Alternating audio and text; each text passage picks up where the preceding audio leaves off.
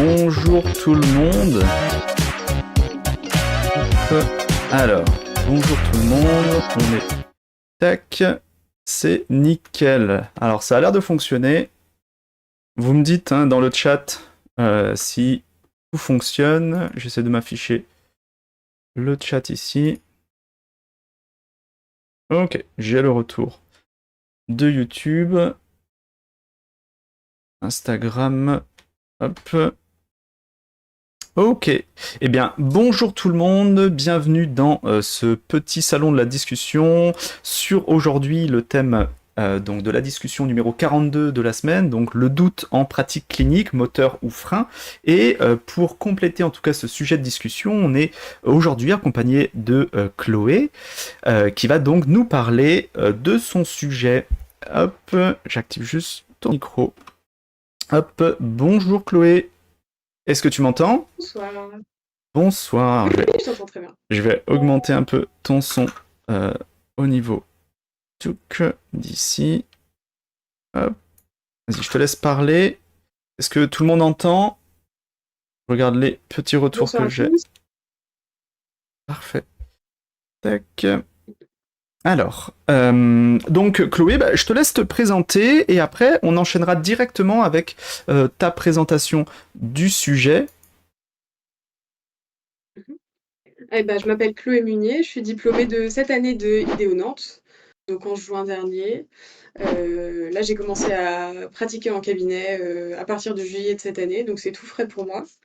Mais ça se passe vraiment très bien. Et j'ai fait mon mémoire de fin d'études sur le sujet de l'intolérance à l'incertitude et du doute chez les praticiens ostéo. Ok, trop bien. Est-ce que, je pense qu'on peut lancer directement le sujet. Tac, je vais mettre l'écran. Hop, normalement on voit ta présentation. Je regarde sur les autres réseaux. Normalement on a tout. Et du coup, si c'est ok pour toi, je te laisse faire ta présentation. Ouais, ça marche.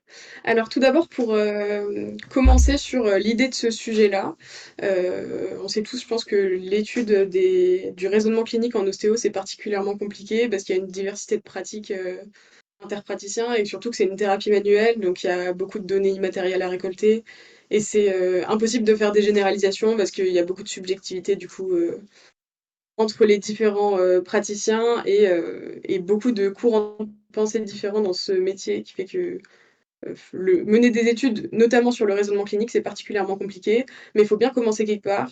Et c'est très important parce que c'est une grosse part de notre pratique finalement. Donc, raison de plus pour étudier les biais qui peuvent le dégrader d'une certaine manière pour pouvoir faire avancer la réflexion et aider surtout les praticiens qui sont sujets à ces différents problèmes au cours de leur carrière. Donc avec Maxime Salmon, on a décidé de travailler sur l'intolérance à l'incertitude. Donc, qu'est-ce que c'est l'incertitude ? C'est la difficulté à accepter le doute et l'ambiguïté. Notamment, en fait, c'est l'incapacité à faire face à un manque de données dans n'importe quel domaine. Ça s'applique particulièrement à l'ostéo parce que dans notre pratique, on est seul en cabinet, enfin, généralement seul en cabinet, en tout cas pendant les consultations. Et on a comme moyen de diagnostic seulement nos connaissances, nos capacités palpatoires, des éléments succincts d'examen clinique. Et donc, on est très sujet à ce fait du manque de données, en fait. On a ce que le patient nous dit, ce que nous, on sait, ce qu'on est capable de récolter comme information sur le moment, à l'instant T, à l'anamnèse, pendant les tests et tout ça. Mais en termes d'éléments concrets et de certitude surtout, c'est très succinct pour nous, ce qu'on est capable d'acquérir en ostéo.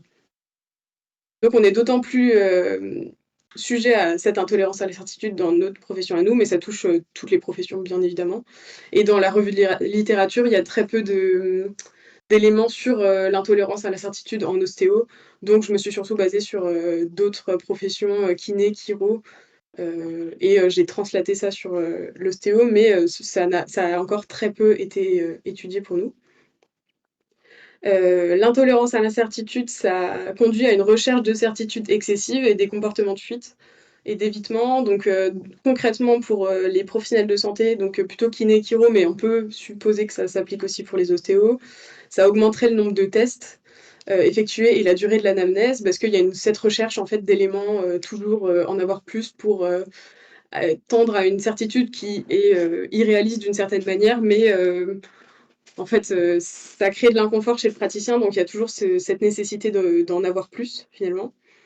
Et ça augmenterait le taux de réorientation surtout, parce que dès qu'il y a un doute, le praticien est incapable d'y faire face et donc il y aurait ce comportement de fuite du coup qui se traduit par des réorientations pour nous dans notre pratique.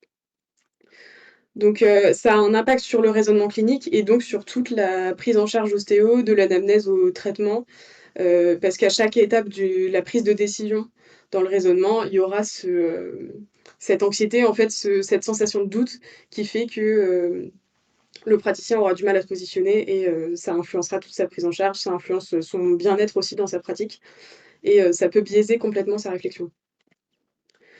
Donc moi, pour cette étude, j'ai répondu à cette problématique-là. Donc quelle est l'ampleur de l'intolérance à l'incertitude chez les praticiens ostéo et l'impact sur leur pratique?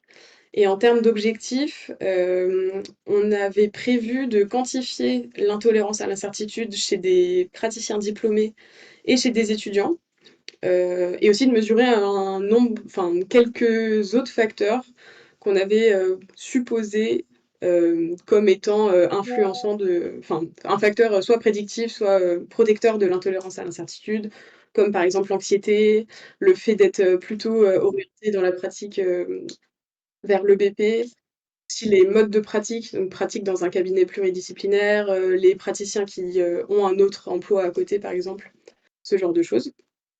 Donc voilà pour les informations récoltées. Ensuite, il y a une étude statistique qui a été faite pour comparer les données et pour faire ressortir les corrélations entre les différents facteurs qu'on a pu étudier. Et le but final, c'était de tirer des conclusions pour pouvoir éventuellement améliorer l'accompagnement des praticiens face à cette problématique et réduire ce biais. Donc rapidement, concrètement, ça s'est fait par un sondage qui a été diffusé dans 3 écoles d'ostéo en France et les alumni, les profs, tous les ostéos qui gravitaient plus ou moins autour de ces écoles. Dans la première partie du questionnaire, c'est des informations un peu générales sur les participants, leur sexe, leur nombre d'années d'expérience, leurs moyens de pratiquer, tout ça. Et ensuite, pour mesurer l'intolérance à l'incertitude, on a utilisé l'échelle US12H. C'est une échelle légèrement réduite en nombre de questions, mais qui est très utilisée parce qu'elle est très précise pour la mesure de ce facteur-là. Et il y avait une grosse partie consacrée à la mesure de l'anxiété chez les participants, parce que de par la revue de littérature et nos suppositions propres, ça semblait être vraiment un facteur très corrélé à l'intolérance. Et donc on a passé beaucoup de temps à étudier, enfin à mesurer ce facteur-là aussi. Ok. Ça a été diffusé en septembre 2024, récolté 388 réponses, si je dis pas de bêtises. Et c'était à peu près moite-moite entre étudiants et ostéo diplômés. Puis voilà, on a eu toutes les autres données de l'échantillon sur le sexe, l'expérience clinique, tout ça. Ça, c'est les résultats du questionnaire IES. Donc, ça, c'est les propositions qui sont, enfin, à gauche, il y a les propositions qui ont été présentées dans le sondage et les répondants doivent dire s'ils sont plutôt d'accord ou plutôt pas d'accord avec ce qu'on leur énonce. Donc, ça se présente comme ça. Ensuite, ça se traduit par un score qui peut aller jusqu'à 60.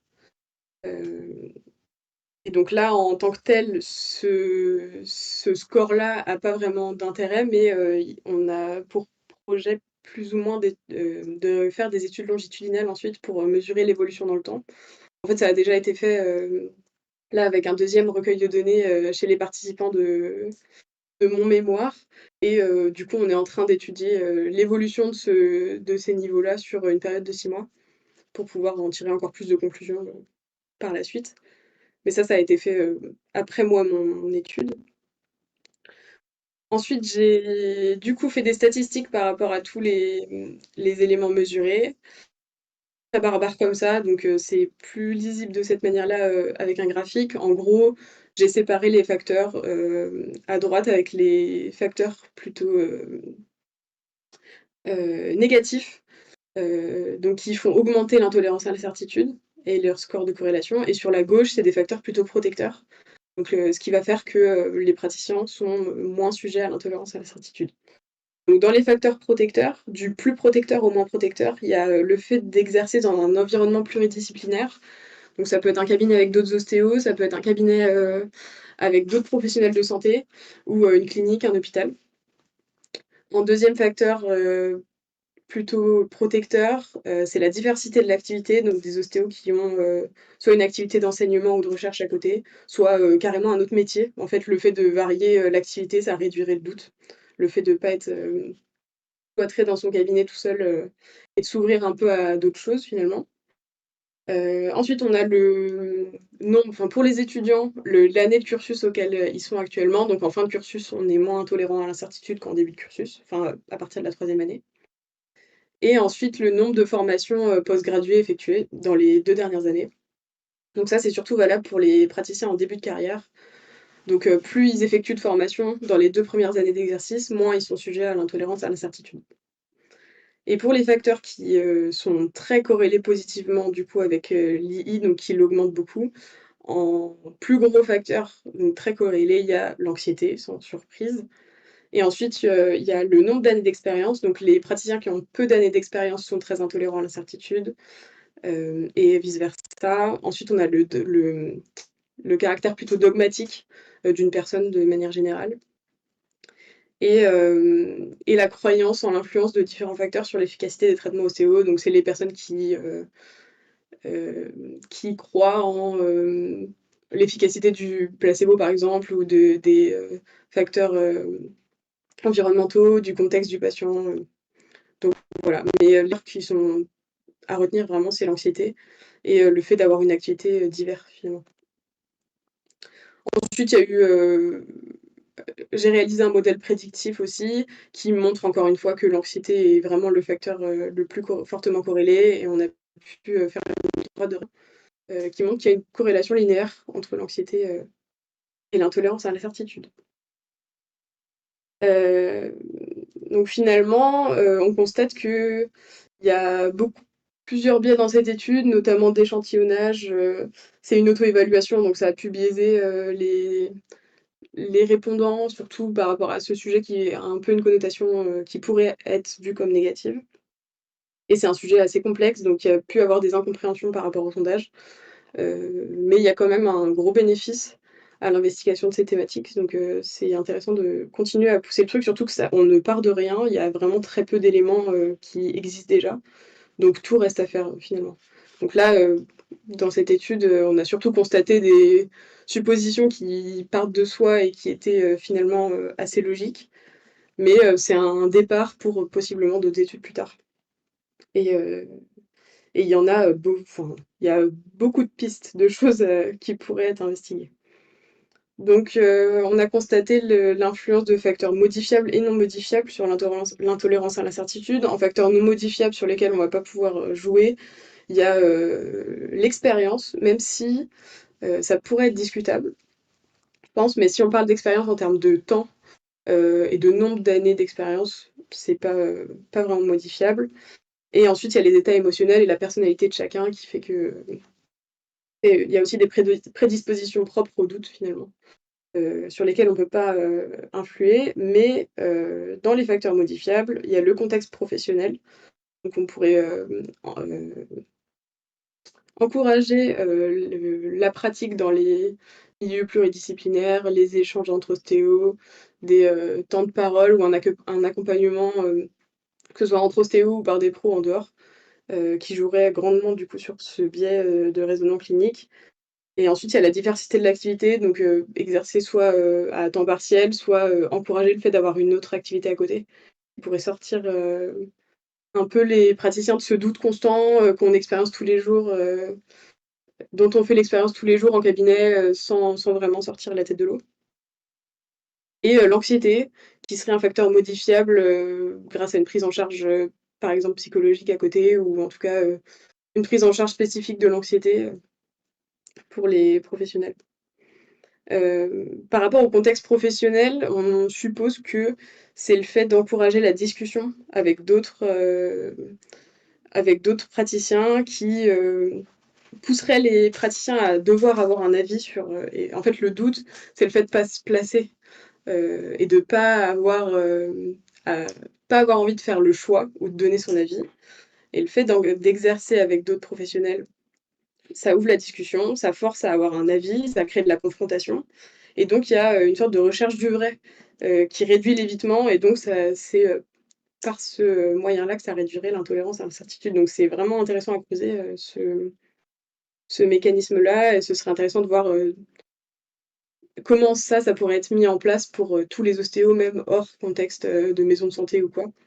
Parce que je pense qu'une relation même pas physique, mais simplement du chat, des forums, des choses comme ça pourrait faire l'affaire simplement pour ouvrir la discussion.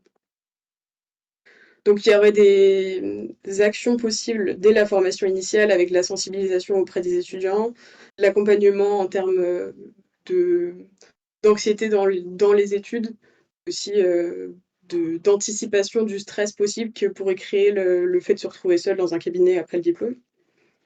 Et donc on pourrait envisager des adaptations de la manière d'enseigner, par exemple, pour réduire l'anxiété dans les études ou ce genre de choses. Et en formation continue, il y a aussi des pistes on pourrait envisager du partage de cas cliniques, de la sensibilisation au risque de l'intolérance incertitude, pareil, parce que le fait d'en être conscient, ça participe déjà dans un premier temps à réduire le biais. Et pourquoi pas des plateformes de support en cas de problème ou ce genre de choses. Par rapport aux enjeux, ils sont nombreux, mais pour en citer les plus logiques et moi ceux qui m'ont surtout motivée à travailler sur cette problématique et qui m'ont sauté aux yeux quand j'ai réalisé cette étude, c'est dans un premier temps le fait de sécuriser la pratique et d'éviter les biais, notamment dans le diagnostic d'opportunité, parce que je pense que c'est le plus gros risque auquel on est exposé dans la profession. Et donc, c'est d'autant plus important d'étudier les facteurs qui peuvent biaiser surtout cette partie-là de la consultation, même si l'inconfort global des praticiens est une raison suffisante d'étudier ce sujet, mais d'autant plus pour se sécuriser, à la fois pour nous et pour les patients. Parce que l'intolérance à l'incertitude, ça conduit à une mauvaise estimation des risques. Donc il y a soit une surestimation du risque, soit une estimation du risque, et dans les deux cas, c'est négatif. En fait, le but, c'est de trouver le juste milieu. La deuxième raison, c'est d'anticiper cette problématique, en fait, ce biais. Est-ce que ça pourrait pas être court-circuité dès les études, d'anticiper ça pour les étudiants, enfin, de leur permettre d'avoir une entrée dans le monde professionnel plus sereine. Donc j'ai pas mal réfléchi à des pistes de choses qui pourraient être mises en place dès les études, en fait, pour simplement court-circuiter ce biais avant la sortie de l'école. Donc j'aimerais bien continuer de réfléchir là-dessus et de travailler là-dessus. Et ensuite, simplement accompagner les ostéos, recommander des bonnes pratiques et accompagner les ostéos qui sont sujets à ça. Parce que s'il y a de l'inconfort, il y a moins de plaisir et le but, c'est de prendre du plaisir dans ce qu'on fait. Donc après, ça reste une thématique très vaste qui est encore très peu étudiée, comme je l'ai dit tout à l'heure. Donc le champ des possibles est immense. Là, c'est simplement une première étude pour constater et commencer à réfléchir à des possibles pistes de choses à faire après. Mais on touche gentiment du doigt quelque chose qui pourrait être, enfin qui est énorme et qui a pas trop de limites en fait. Donc c'est d'autant plus intéressant de continuer de travailler là-dessus et de continuer de réfléchir à tout ça. Donc c'est merci d'ouvrir la parole par rapport à ça. Et je pense qu'on va pouvoir avoir des discussions intéressantes ce soir par rapport à ce sujet-là, si vous avez des questions. Ok, eh ben, merci beaucoup pour ta présentation. Hop, je vais repasser ici. Tac. Et hop. Tac. On revient dans ce format-là. Hop là. Ok. Donc, j'ai eu quelques petites questions aussi entre-temps. On va commencer par celle que j'ai eue sur Instagram.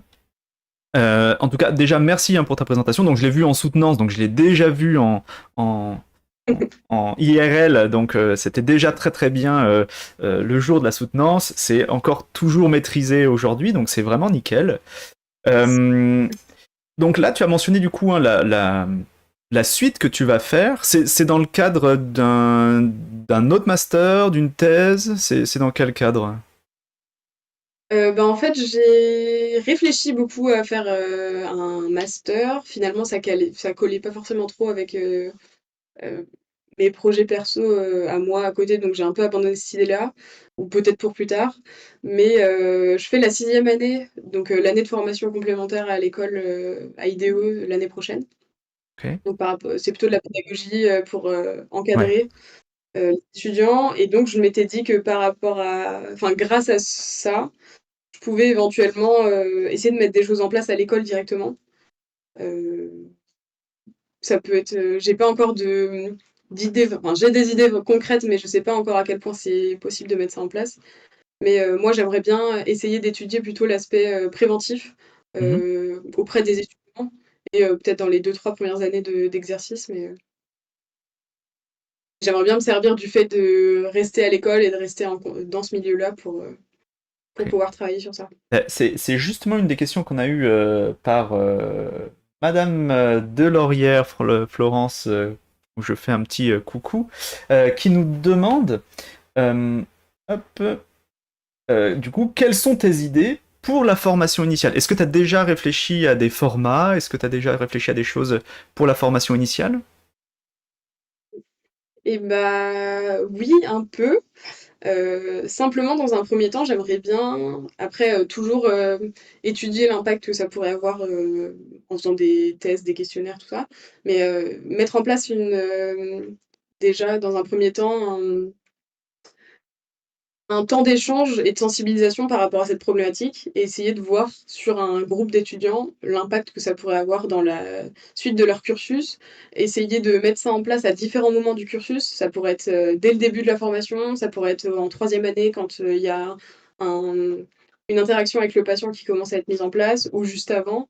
Ou alors plutôt en cinquième année, à un moment où les praticiens sont quand même plus posés dans ce qu'ils font, commencent à être plus à l'aise. Le but, ce serait de trouver le bon moment pour aborder ce sujet-là et trouver le moment où les étudiants sont le plus à même d'être réceptifs par rapport à ces problématiques-là parce que c'est quand même très dense les études d'ostéo et donc le but, ce serait pas de rajouter une couche d'anxiété dans tout ça, mais justement de trouver le bon moment pour parler de cette problématique et réduire l'anxiété plutôt que de l'augmenter. Ok. Donc sensibilisation et autrement réfléchir des sortes d'expérimentation sur 2 groupes, par exemple, prendre 2 groupes d'étudiants du même niveau, dans la même année, un groupe, sensibilisé avec lesquels j'ai échangé par avance et un groupe qui n'a aucune information et ensuite les confronter à un cas clinique un peu complexe, hem, les faire réfléchir par rapport à ça, leur faire passer un questionnaire du coup d'intolérance avant et après le cas clinique.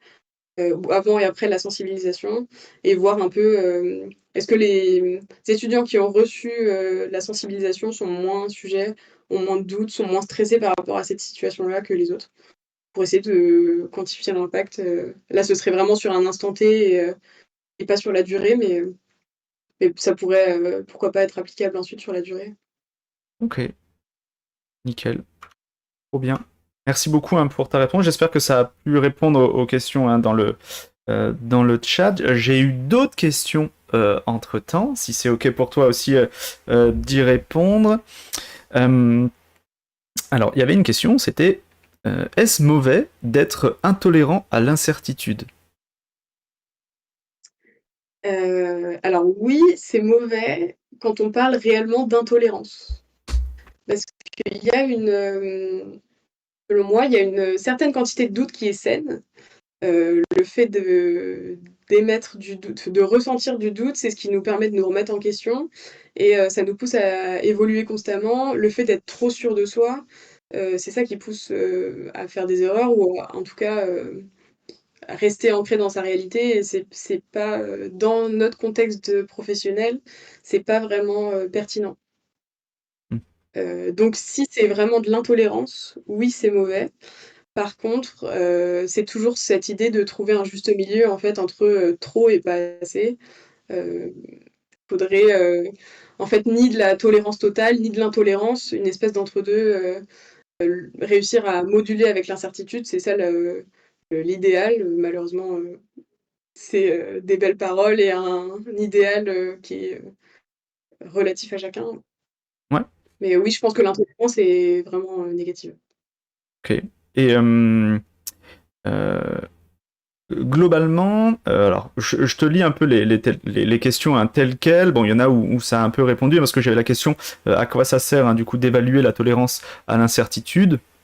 Est-ce que tu as d'autres éléments déjà ce que tu as apporté, mais est-ce que tu avais des choses que tu voulais apporter en plus? Bon, c'est un peu pour mettre le pied dans cette thématique-là, le fait de quantifier en tant que tel, heu et constater, mais comme on n'a pas d'éléments de comparaison, je suis d'accord que on peut, supposer que l'intérêt est négligeable. C'est juste le fait d'aborder cette thématique et ensuite ça ouvre à d'autres études, pour, possiblement résoudre le problème. Mais, pour résoudre le problème, dans un premier temps, il faut le constater. Hmm, Donc c'est pour ça qu'on a d'abord commencé par quantifier et mais oui, en tant que tel, quantifier l'intolérance, ou pour comparer avec d'autres professions, ce serait intéressant aussi. ouais. Mais, règle en tant que telle est modérée juste pour ça. Ben, c'est des choses, je crois, qui ont été plus évaluées dans le raisonnement clinique en médecine. Il y a eu quelques trucs qui ont été faits.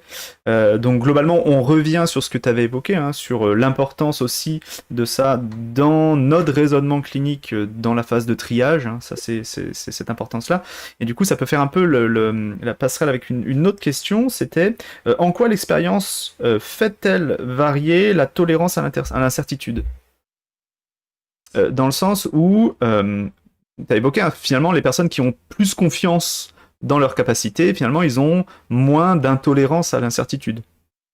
Mmh. C'est ça? Oui. Mais du coup, si leur expérience personnelle a été biaisée ou n'est pas calée sur des réalités scientifiques, est-ce que du coup, quand on est sur une grosse confiance, donc ils sont euh, plus tolérants à l'incertitude, peut-être, mais sur quelque chose de faux. Comment est-ce que c'est des choses qu'on peut corriger? Est-ce qu'il y a des choses qu'on peut améliorer? Bah, c'est une bonne question. Je pense que si les certitudes sont basées sur des éléments faux ou en tout cas, pas forcément sur la bonne, piste, bah, la tolérance, est biaisée et donc ce serait, une tolérance à la certitude basée sur des choses qui sont pas fiables, Ok. donc pas forcément l'objectif. Mhm. Mais, mais je sais pas, dans quelle me on a essayé en fait de mesurer aussi, l'école de pensée des différents répondants au sondage Ok. pour essayer de pareil, d'investiguer un peu cette partie-là. Mais c'est très compliqué de mesurer l'école de pensée. En tout cas, de créer des groupes de praticiens, c'est très compliqué. Comment on divise? Où est-ce qu'on met la barrière? Sur quels critères on se base? Surtout que c'est une auto-évaluation. Enfin, ça veut dire que les gens se mettent eux-mêmes dans les groupes. Euh, Heu, c'est hyper compliqué de de classer, ouais. répondre à cette question. Bah alors ça, c'était pas dans la diapo là que j'ai cru voir, mais du coup, tu avais fait des sous-classements avec, euh, avec le tuteur, donc c'était Antoine hein, qui avait dû faire ce sous-classement, ou Maxime, je sais plus lequel des deux. Est-ce qu'on peut revenir dessus? Est-ce que c'est un peu ça finalement les chemins de pensée que t'évoquais? Ouais, bah, en fait, du coup, j'ai la fin du alors, la biblio, Je vais remettre je en sais pas si plein on voit écran. toujours. Si, je la remets Ouais, en plein écran. Et je vais remettre tout. Hop là. Comme chérie, ça, on peut voir un peu voilà. plus grand. Ok, c'était les catégories de mesure de l'orientation des praticiens. Et donc ça, c'est une C'est ça, évaluation que tu as c'est un faite que toi, c'est ça? et ben, en fait, on a pris à la fois des questionnaires qui existent, déjà en ligne. Par exemple, pour le dogmatisme, c'était des questionnaires qui existaient déjà, pour la mesure du dogmatisme, général chez des individus. On a essayé de chercher les propositions qui pouvaient s'appliquer le mieux, aux ostéos et dans le contexte là de nous, ce qu'on évalue.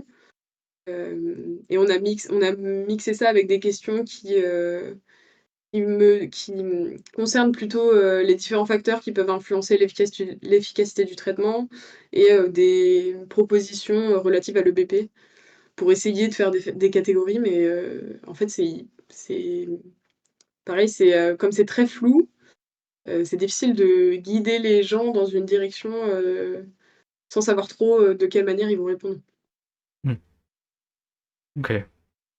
Je vois. Je rebondis du coup. Il y a eu donc il y a Antoine Crétal dans le chat sur Instagram, donc qui complétait un peu aussi la question d'avant, qui disait du coup que la quantification de l'intolérance à l'incertitude est déterminée en pédagogie ostéo, mais multiples biais dans l'acquisition du raisonnement clinique qui ne sont pas assez mis en avant par les formateurs, biais de dispo et de confirmation, etc. etc.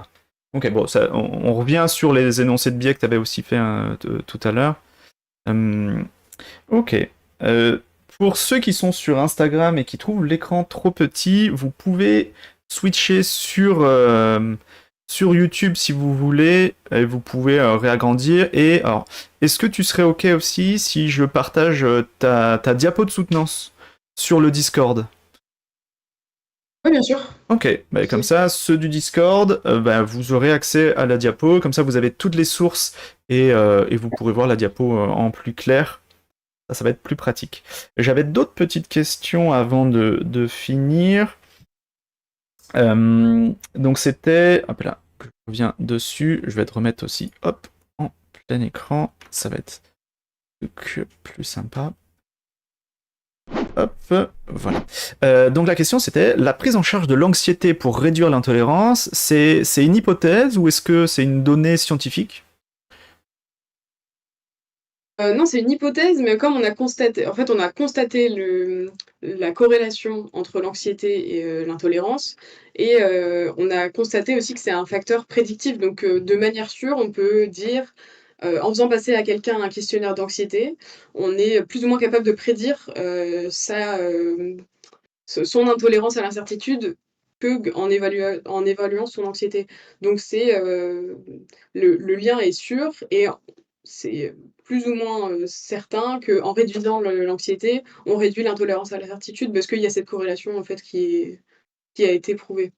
Ok, ok, parfait. Donc en fait, la prise en charge de l'anxiété, ce serait une manière dérivée de réduire l'intolérance à l'incertitude sans vraiment aborder cette problématique-là. Ouais. Est-ce que tu peux revenir justement sur la diapo? Je vais remettre hop, la diapo ici. C'est ici. Et alors, sur les pages d'avant, il y avait une info. Alors, c'était dans justement tous les facteurs qui pouvaient jouer sur l'intolérance à l'incertitude. Bon, il y aura une diapo aussi, il faudra qu'on revienne dessus. Hop. Alors, c'était ça. On a évoqué du coup l'anxiété. Alors, pareil, l'état émotionnel, est-ce que c'est des choses, la gestion de l'émotion, les choses comme ça, c'est des choses aussi qu'on peut, nous, travailler en tant que thérapeute sur, donc, au même cas que l'anxiété ou des choses comme ça. Est-ce que c'est, même question, hein, c'est des choses qui sont ressorties dans la littérature aussi? Bah, par état émotionnel, moi j'entendais plutôt, le lien avec la personnalité par exemple, vraiment les caractéristiques propres de chaque individu, du coup sur lesquelles on n'a pas vraiment d'influence. Ok. Mais, si on entend émotionnel dans le sens, manière de gérer les émotions, je pense que c'est aussi possible d'avoir des, hem, des impacts là-dessus. Mais, c'est pas quelque chose qui a forcément été, prouvé. En fait, dans la littérature, on trouve des éléments par rapport à la personnalité propre, et à la gestion, enfin, par exemple, le lien avec la vie privée, des éléments qui ont hors, contexte professionnel ou qui sont propres, à chacun. Mhm. Mais, on parle plutôt de facteurs qui sont pas modifiables, en fait. Ok. Ok. Très bien. Est-ce qu'on peut aller sur quelques diapos après? Ouais. Alors, tu sais où tu as fait la séparation en sous-classes? Alors attends, que je me remets en plein écran aussi. Encore après, après, C'est tuk. question. Ça c'est le questionnaire. Voilà, celle-ci. Les sous-évaluations, voilà. Ça, tu l'as pas trop évoqué si un tout petit peu dans la présentation. Est-ce que tu peux revenir un peu dessus? Ou... Ouais. Alors, en fait, donc, dans un premier temps, l'intolérance à l'incertitude, c'est un sujet qui avait été étudié, enfin qui a été étudié par Clémence Brun dans sa thèse, qui est une chercheuse de Grenoble. Et donc, elle a fait donc tout un travail sur, pareil, le fait de quantifier. Et en fait, à l'issue de sa thèse, c'est elle qui a validé l'échelle IES que moi j'ai utilisée dans mon questionnaire. Et dans sa thèse, elle évoque ces enfin, diverses sous-catégories d'intolérance à l'incertitude, que là, on a plus ou moins repris à l'identique, Mhm. euh, qu'on a, qu'on a défini comme 3 dimensions, en fait, et c'est 3 sous-catégories de manière d'exprimer l'intolérance à l'incertitude. Parce que Ok. c'est très vaste. L'intolérance à l'incertitude, c'est plus la capacité, enfin, la manière dont chacun exprime son doute. Donc, soit la paralysie, soit le besoin de contrôle, soit un sentiment diffus d'inconfort. Mhm. On a mesuré aussi ces 3 dimensions par rapport à tous les autres facteurs qui ont été mesurés dans le sondage, pour essayer de voir s'il y a un facteur une dimension qui ressortait plus que les autres pour certains facteurs étudiés, et ça n'a pas été le cas finalement. C'est pour ça que j'en ai pas beaucoup parlé non plus. Parce que finalement, on se rend compte que les dimensions sont. Enfin, le score global d'IES est représentatif de chacune des dimensions. Donc, Ok. on n'a pas poussé beaucoup par rapport à ça. Ok. Parfait. Hop, je remets juste le nouvel affichage. Du coup, petite question vraiment pour finir. Qu'est-ce que là, du coup, ça fait quelques semaines que tu es diplômé. Tu as commencé à travailler aussi dans un cabinet. Ouais, Ouais, bon, ça va, ça se passe bien. pas très bien. Pas trop d'incertitude ou une bonne gestion une bonne gestion de l'incertitude, ça va? Bah, c'est une question que je me suis posée quand enfin, j'ai eu un ou deux cas où j'étais pas sûre de moi, j'avais un peu douté et je me suis surprise à penser, tiens, est-ce que le fait d'avoir travaillé sur ce sujet-là, ça change ma perception de moi-même ou de la situation? En fait, je peux pas avoir de réponse parce que je peux pas savoir ce que je serais sans avoir fait ce travail, mais c'est assez marrant d'avoir Non. ce recul-là maintenant. Et bah, justement, qu'est-ce que toi, si tu fais face justement à un doute ou les choses comme ça, qu'est-ce que tu mets en place personnellement pour essayer d'améliorer cette situation? Moi, ce que j'aime beaucoup faire, même hors cas de, enfin si, ça s'applique quand même plutôt au cas où je suis pas sûre de moi, où je doute, je l'exprime beaucoup aux patients. J'essaye vraiment d'avoir une discussion avec le patient dès l'anamnèse quand je pose mes questions. Je pense que ça se sent. Si tout de suite je sens la direction dans laquelle ça va, ou si je suis un peu dans le flou, si j'ai besoin de plus d'éléments, et je le dis très vite au patient. Mhm. Je lui dis très vite quand là je comprends pas trop le mécanisme de sa douleur. Je lui dis très vite quand il me manque des éléments, je suis pas sûre de moi dans le traitement, et je lui dis très vite quand je pense que mon champ d'action est réduit et que moi je vais avoir peut-être un petit effet, mais que c'est pas forcément mon domaine de compétence, ou que là il me manque quelque chose, quoi. Je pense que le simple fait d'exprimer ça, ça leur donne. J'ai l'impression que ça crée une relation de confiance qui est plus forte que de leur mentir, de faire semblant. En fait, ils le verraient, je pense, dans ma pratique, Mhm. que je suis pas sûre. Donc le fait de le dire, moi, ça me met en confiance parce que je ne mens pas. Eux, ça leur donne cette confiance parce qu'ils voient que j'essaye, que je cherche, et qu'en fait, si je trouve pas ou que ça marche pas, c'est pas forcément. Bah, c'est soit que j'ai pas assez de connaissances, soit que c'est pas de mon ressort, mais je leur ai pas menti en tout cas. Et donc, je pense que ça ajuste leurs attentes et que ça permet un meilleur dialogue. Et au final, on arrive à aller ensemble dans la bonne direction, et pas. Il n'y a pas de non-dit ou quoi. Et je pense que moi, ça réduit mon doute et ça réduit mon aisance en fait et, euh, et mon confort parce que je me mets pas la pression dans le raisonnement Mhm. d'une certaine manière. Donc je pense que ça augmente mon confort et ça doit probablement réduire mon intolérance à l'incertitude, je suppose. Bon, très bien. Tu avais évoqué hein, justement le fait de la pluridisciplinarité, le fait de bosser avec plusieurs personnes dans le même champ de compétences ou dans des compétences variées. Ça a une influence particulière? L'un ou l'autre? Oui. Est-ce que tu as remarqué s'il y avait plus quelque chose ou finalement le fait de bosser avec quelqu'un, globalement, c'est bien? Bah, je pense que comme le fait de discuter enfin, ce qui ressort beaucoup, c'est le partage de cas en fait, le fait de pouvoir discuter spécifiquement de patients. Ça, c'est possible avec des professionnels de même champ de compétences, mais pas forcément dans d'autres domaines. Donc, je pense qu'il y a cette plus-value-là par rapport au fait d'échanger avec d'autres professionnels de la santé. Mhm. Mais sinon, d'une manière générale, en fait, c'est simplement ce que ça apporte en termes d'ouverture d'esprit, je pense, et de bien-être personnel, le fait de faire des choses diverses, de ne pas rentrer dans une routine. Euh, Ça, je pense que c'est le plus du fait d'avoir une activité diverse, mais il y a un bénéfice en plus à avoir quand même une activité diverse avec des professionnels de notre domaine de compétences. Ok, top, parfait. Justement, hein, dans alors, je fais auto-promo, hein, Ostéo de demain, bien sûr, mais justement, dans la communication avec les praticiens, on a une rubrique, hein, sur notre Discord qui est le partage de cas cliniques. Ça, c'est des choses où on peut justement avoir plusieurs avis. Depuis peu, on a aussi quelques kinés, donc c'est quand même des champs de compétences qui sont assez croisés. Donc, je dirais, si à la limite, on peut parler de patients, ben, c'est peut-être aussi avec des kinés, parce que globalement, ce qu'on évoque, ce qu'on fait en consultation, ça leur parle aussi. Donc globalement, bah, c'est des discussions qui sont très intéressantes. Euh, euh, T'as évoqué justement aussi le fait de se former en postgrad, donc c'est des DU, des formations postgrad. Ça aussi, ça aide à la à améliorer notre tolérance à l'incertitude aussi, c'est ça? Mmh. Je pense qu'il y a 2 aspects aussi par rapport à ça. Dans un premier temps, il y a l'aspect, en fait, l'intolérance à l'incertitude, c'est l'incapacité de faire face à un manque de données et de connaissances. En se formant, on augmente nos connaissances, enfin notre, quantité de connaissances, peu importe le sujet.